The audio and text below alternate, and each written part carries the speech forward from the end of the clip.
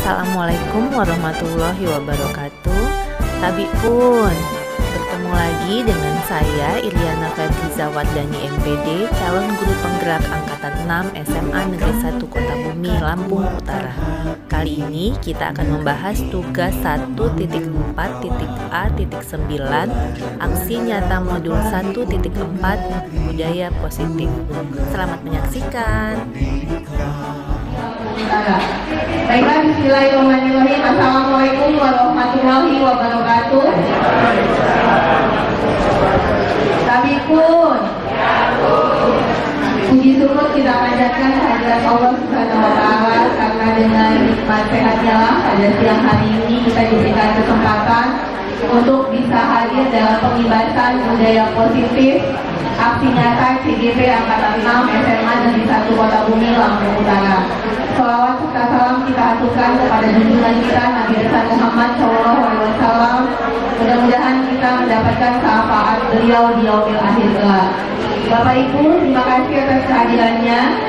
Kami mendapat dukungan penuh dari Bapak Kepala Sekolah untuk kegiatan didik calon kepala sekolah selama 6 bulan ke depan. Mudah-mudahan apa yang kami sampaikan nanti bisa membawa perubahan positif kepada Bapak Ibu. Di angkatan berikutnya lebih banyak lagi CGP dari SMA Negeri 1 Kota Bumi. Untuk Bapak Ibu ketahui, untuk angkatan 6 dan angkatan 7 kita tetap yang terbanyak Lampung Utara. Walaupun angkatan 7 kita hanya 3 orang yang mewakili, tapi tetap kita paling banyak Lampung Utara. Karena memang penerimaannya lebih sedikit yang lulus. Seperti itu Bapak Ibu.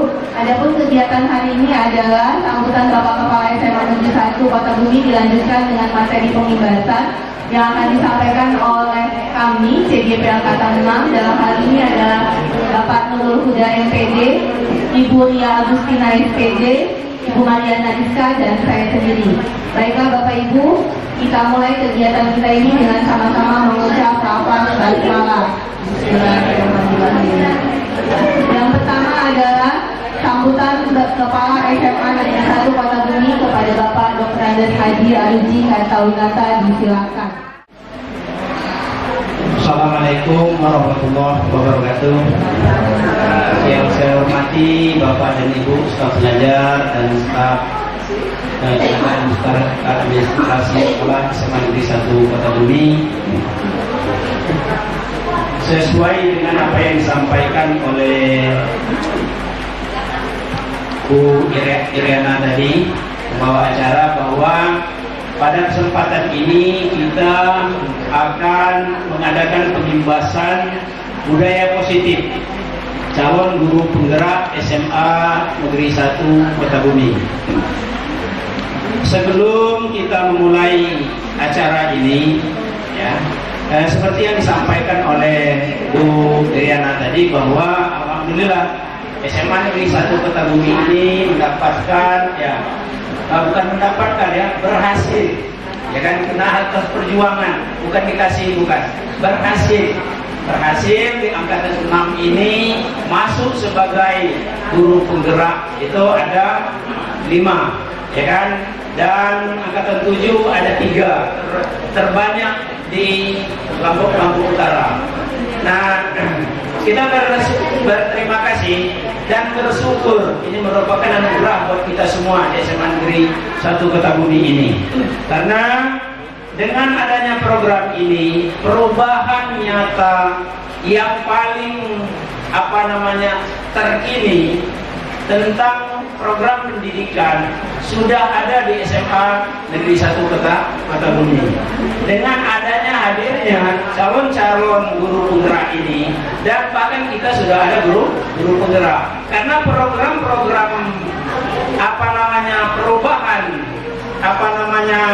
sistem pendidikan yang ada di Indonesia ini seluruhnya nanti akan melalui guru penggerak dan sekolah penggerak, ya kan? Seharusnya IKM itu include dengan sekolah penggerak, kan gitu, include dengan sekolah penggerak itu sebenarnya.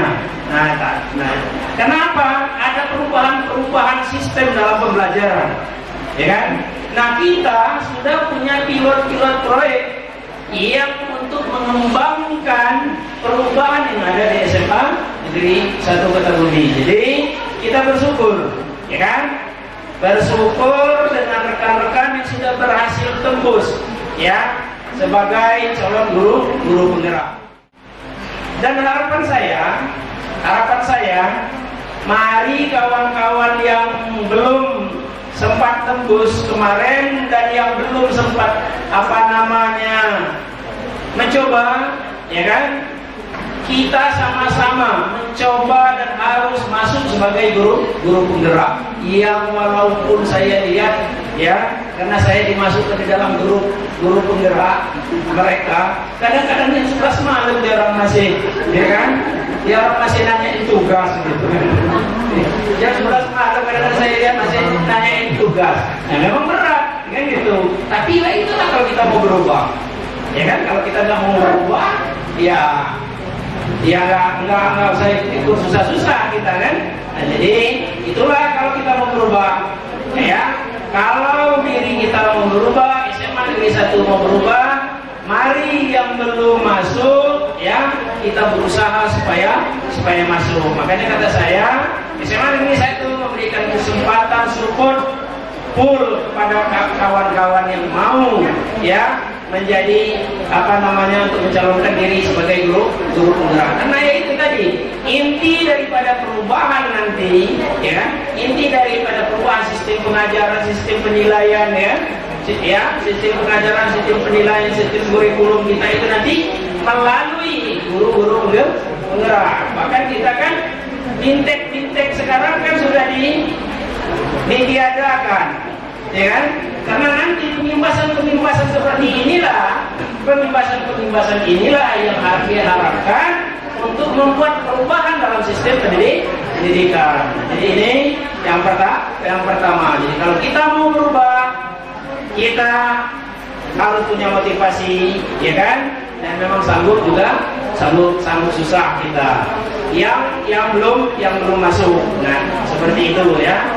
Nah, ini harapan saya supaya ada perubahan di dalam diri kita. Dan program-program pemerintah pun juga saya sampaikan, ya, saya agak panjang sedikit. Program-program pemerintah dalam sistem pendidikan, termasuk pengangkatan, penggajian nanti, ya kan?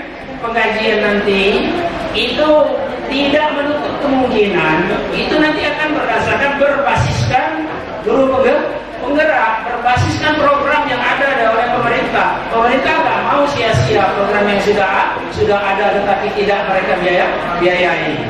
Nah, jadi itu. Nah, bahkan untuk yang sudah nyata sekarang ini, ya, pengangkatan kepala sekolah, pengangkatan pengawas itu tidak lagi ada latihan calon kepala sekolah dan calon pengawas, ya kan? Semua diambil dari guru penggerak. Jadi itu.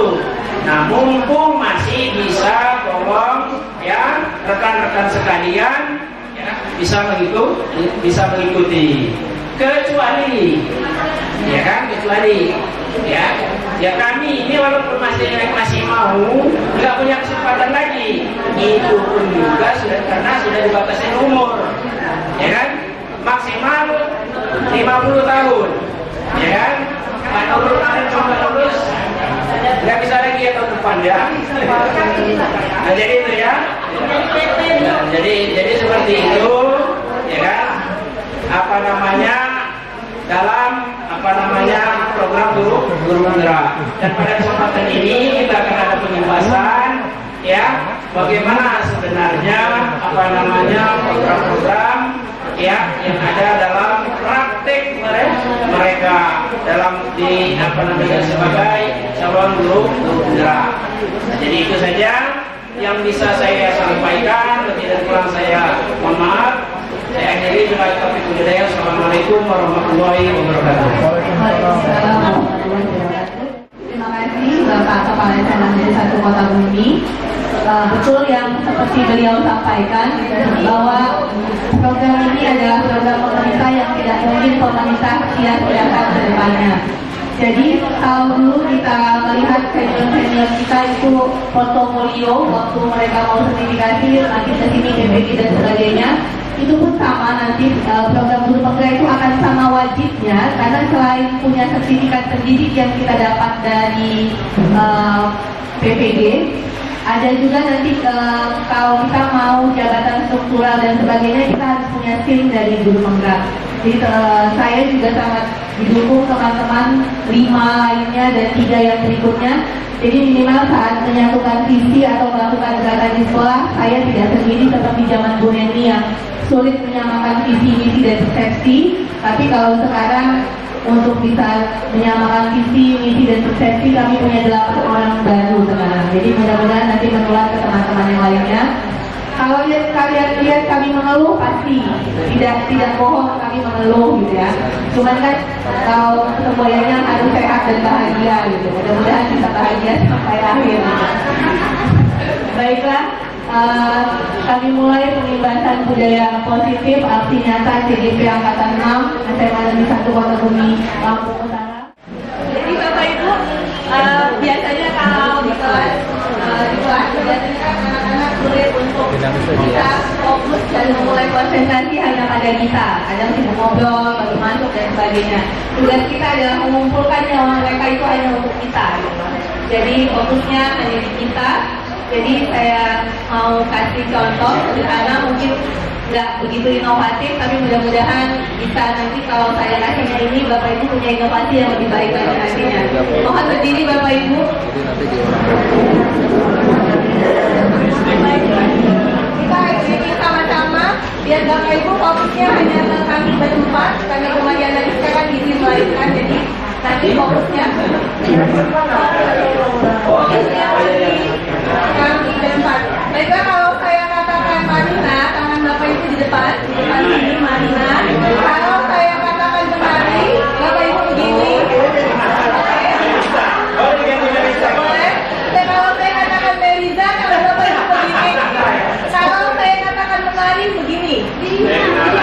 Benara begini. Jadi jangan lihat saya, tapi dengarkan instruksi saya. Marina menari di atas menara, seperti itu. Jadi fokusnya Marina menari di atas menara. Ayo Pak Widi.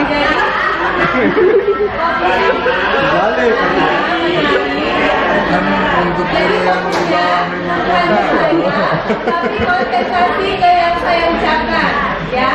Konsentrasi kepada instruksi saya. Fokusnya kepada instruksi, jadi jangan melihat gerakan Bu Triana ya. Oke, itu kita fokusnya. Kita mulai ya Bapak Ibu. Ya dong. 1, 2, 3. Marina menari di atas menara. Marina menari di atas menara. Marina.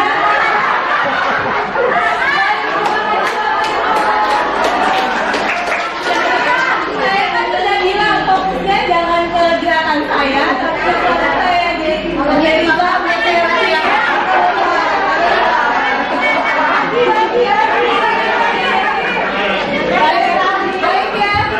lagi fokus lagi ya.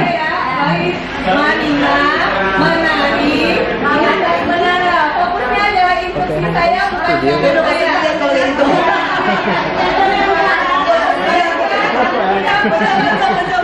Kita mulai Bapak Ibu. Marina menari di atas menara. Marina menari di atas menara.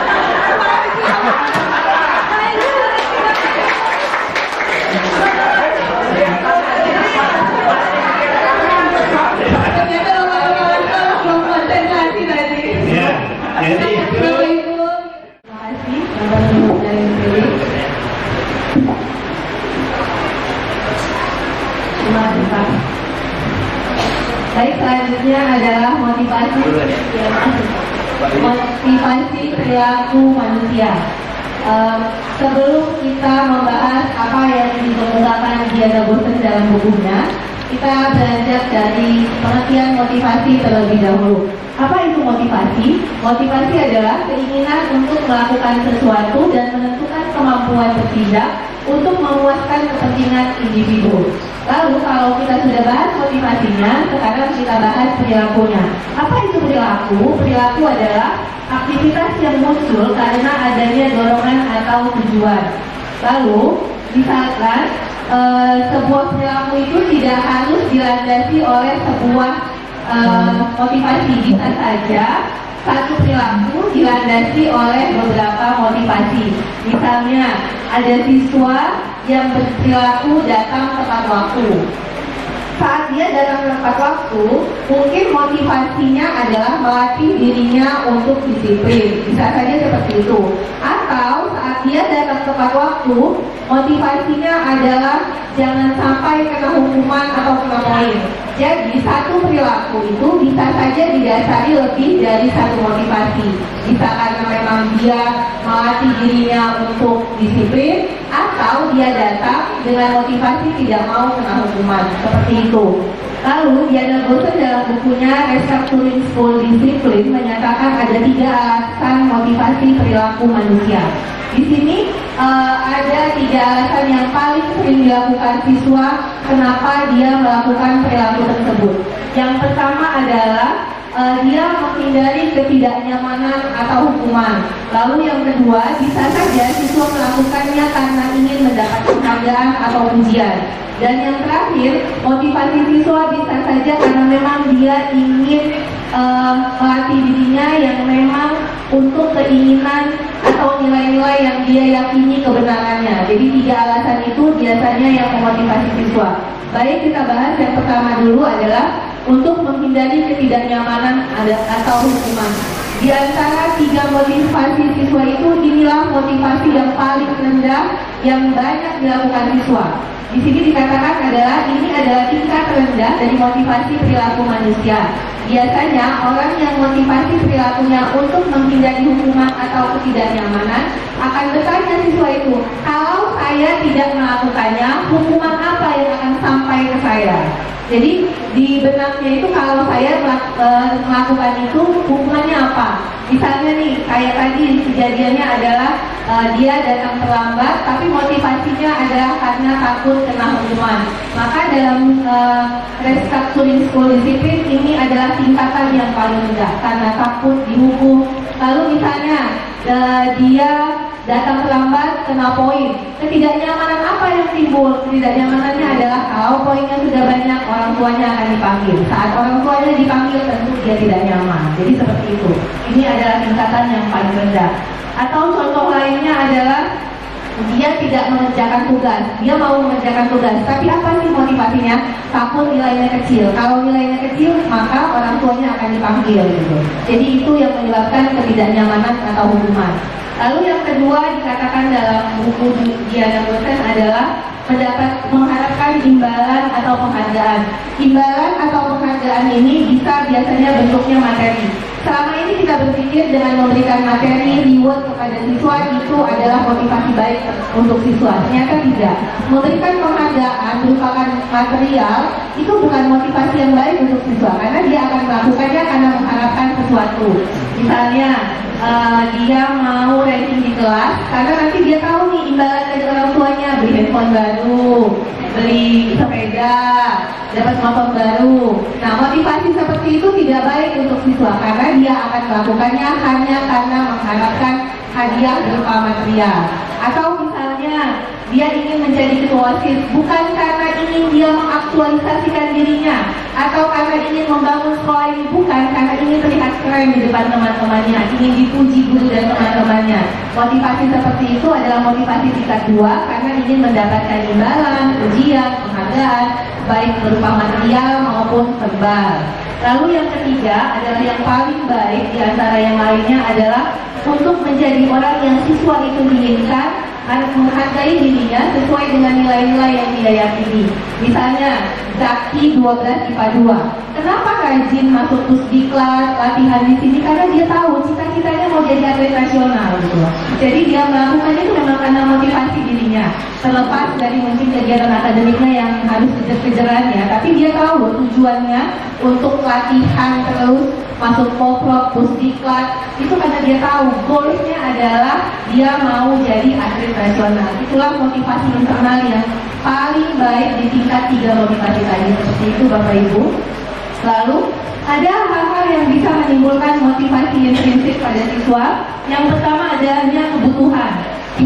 Dia merasa butuh loh. Zaki melakukan pelatihan karena dia tahu dia butuh untuk jadi atlet. Misalnya kalau masuk jalur IPDN dengan melalui jalur prestasi, dia punya SIM, punya modal gitu. Dia tahu kebutuhan dan motivasinya itu memang sejalan untuk masa depannya dan bukan karena imbalan, hadiah, hukuman dan sebagainya.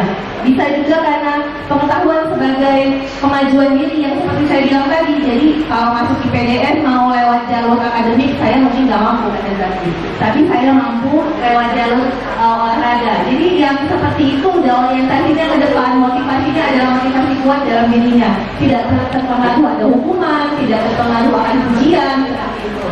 Lalu kalau motivasi ekstrinsik seperti yang saya sampaikan tadi, itu biasanya karena kewajiban, takut hukuman, mengharapkan hadiah berupa material, atau gengsi dan pengakuan atas aktualisasi dirinya yang berlebihan. Baik, selanjutnya kita bahas melalui dengan kebutuhan. Kebutuhan itu di sini saya sampaikan ada 5 kebutuhan dasar manusia. Yang pertama adalah bertahan hidup, kasih sayang, rasa diterima, kebebasan, kesenangan, dan penguasaan. Sebelum membahas kebutuhan manusia, kita lihat dulu hubungan antara kebutuhan dan motivasi. Teori kebutuhan Maslow mengatakan bahwa motivasi siswa itu berbanding paralel dengan kebutuhannya. Artinya semakin banyak kebutuhannya, akan semakin kuat motivasi yang dimilikinya. Jadi kalau dia kebutuhannya itu bukan cuma menang di konsol, tapi harus goal di PDN, maka motivasinya untuk menang itu akan lebih kuat. Makanya dikatakan berbanding paralel. Baik, selanjutnya. Motivasi sendiri akan tercapai bila ada kemauan, kemampuan, dan kesempatan. Dalam proses motivasi, dorongan dalam diri siswa menghasilkan upaya untuk melakukan sesuatu dengan lebih. Di sini Maslow membaginya menjadi kebutuhan dasar untuk bertahan hidup ya. Kalau untuk siswa, sekarang saya tanya, apa sih kebutuhan dasar kita sebagai manusia? Yang pertama apa, Bu Neliza? Kebutuhan dasar kita sebagai manusia. Yang makan, minum, olahraga, itu kebutuhan yang harus kita punya gitu ya. Kalau untuk siswa apa hubungannya, korelasinya, kebutuhan dasar? Siswa nggak harus cari makan, nggak harus cari minum gitu ya. Tapi kenapa kebutuhan dasar itu berpengaruh baginya? Karena untuk bisa belajar secara efektif dan efisien, dia butuh makan, dia butuh minum, dia butuh nyaman, dia butuh olahraga. Bukan berarti dia harus cari makan, cari minum, kondisi bukan. Tapi saat dia belajar, supaya pembelajaran itu bersifat efektif dan efisien, dia harus kenyang. Gak bisa lapar belajar, gak bisa haus belajar, gak bisa suasana gak nyaman gak belajar. Itulah kebutuhan dasar. Lalu yang kedua adalah kasih sayang dan rasa diterima. Kita sebagai manusia tidak akan pernah bisa hidup sendiri. Jangankan siswa, kita sebagai guru butuh teman curhat, butuh persahabatan, butuh komunitas yang menghargai kita. Begitu juga dengan siswa. Jadi kalau misalnya dalam pertemanan, dalam kerjasama, kalau siswa merasa dirinya dipenuhi dengan kasih sayang, dirinya diterima di lingkungannya, dampaknya adalah dia menjadi happy sama belajar. Siswa tidak depresi, tidak merasa terkucil. Harapannya kan dengan rasa pede, nyamannya itu akan meningkatkan motivasi belajarnya. Lalu yang ketiga adalah kebebasan. Kebebasan ini kadang-kadang kita menganggap kalau siswa harus saja di kelas, tapi ternyata dia punya hal-hal lain, punya kodrat lain, bukan cuma kodrat akademik, tapi juga kodrat dalam bidang lain. Kadang-kadang kita sebagai guru tidak mau menerima, maksudnya membatasi kegiatannya, pokoknya kalau sekolah belajar. Padahal ada siswa yang mampu secara akademik tapi lemah secara psikomotor. Tapi ada juga yang psikomotornya baik tapi lemah secara akademik. Dia butuh kebebasan, dia butuh pengakuan, dia butuh kalian kita menerima bagaimana dia memiliki minat dan bakat yang harus kita hargai. Lalu yang keempat adalah kesenangan, rasa gembira, humor, tertawa, bermain, itu adalah sifat dasar anak. Dalam belajar pun sebenarnya kita harus mengajak anak itu bermain sambil belajar, begitu ya Pak Nono ya. Jadi memang karena kodrat anak itu bermain, kita harus mengajarkan materi itu dengan caranya anak bermain gitu. Karena memang itulah kodrat mereka. Tinggal bagaimana kita mengelola pembelajaran menjadi menyenangkan untuk siswa. Lalu yang terakhir adalah penguasaan. Penguasaan di sini siswa ingin dihargai atas prestasinya, ingin diakui atensinya, ingin reputasi dan nama baiknya selalu bagus. Jadi kalau siswa mendapatkan sandang pangan sehingga bisa belajar dengan efektif, lalu dia merasa diterima, disenangi teman-temannya, disayangi gurunya, lalu ada kebebasan untuk mengembangkan dirinya sesuai dengan minat dan bakatnya. Lalu di sekolah, kadang-kadang kita ketemu siswa, kita tanya nih, dia ganggu kawannya, kita tanya, kenapa ganggu Anita? Saya senang aja Bu. Artinya dia lagi mencari kesenangannya dengan ganggu Anita. Itulah anak-anak gitu. Jadi kesenangan yang tidak dicari didapatnya di rumah, dicarinya di sekolah. Jadi kadang-kadang kita yang harus mengikuti, menuntun, memahami, walaupun kadang tidak mudah. Kadang mudah saja diucapkan seperti itu, tapi dalam prakteknya sulit. Tapi ayo kita sama-sama belajar memenuhi kodrat alam dan kodrat zamannya siswa, sehingga mereka mencapai kebahagiaan yang setinggi-tingginya. Itulah yang diminta di hajat dewantara kepada kita sebagai guru. Saya kira itu yang bisa saya sampaikan. Materi selanjutnya akan disampaikan rekan-rekan saya. Saya akhiri. Wassalamualaikum warahmatullahi wabarakatuh. Waalaikumsalam. Baik, terima kasih Bapak Ibu. Demikian pengibasan budaya positif aksi nyata kami. Sebagai refleksi, Pak Nurul mau menyampaikan refleksi kita pada siang hari ini. Baik, silakan Bu Marisa. Assalamualaikum warahmatullahi wabarakatuh.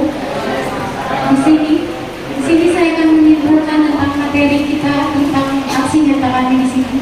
Di mana kami dari angkatan 6 CDP SMA Negeri 1 mengharapkan kita sebagai pendidik mempunyai satu visi dan satu tujuan yang sama. Memang perubahan positif itu tidak akan berjalan dengan mudah dan cepat. Nah, dan saya merasakan hal tersebut. Karena dalam penciptaan budaya positif itu ada akan banyak tantangan dan pertentangan, bukan dari diri orang lain saja, akan sejauh juga, tapi dari dalam diri kita sendiri. Karena kadang kita sudah berada di zona nyaman kita sebagai pendidik. Nah, apabila kita sanggup untuk menciptakan budaya positif, mulai dari disiplin positif, kemudian keyakinan kelas, hingga kita bisa menjadi guru dengan posisi kontrol yang tepat, maka terjadinya budaya positif tersebut akan menciptakan lingkungan yang baik untuk membuat anak mencapai tujuan kita yang sama, yaitu menghasilkan anak yang dengan kesuksesan setinggi-tinggi. Karena tujuan kita sebagai pendidik adalah satu, yaitu mensukseskan anak didik kita.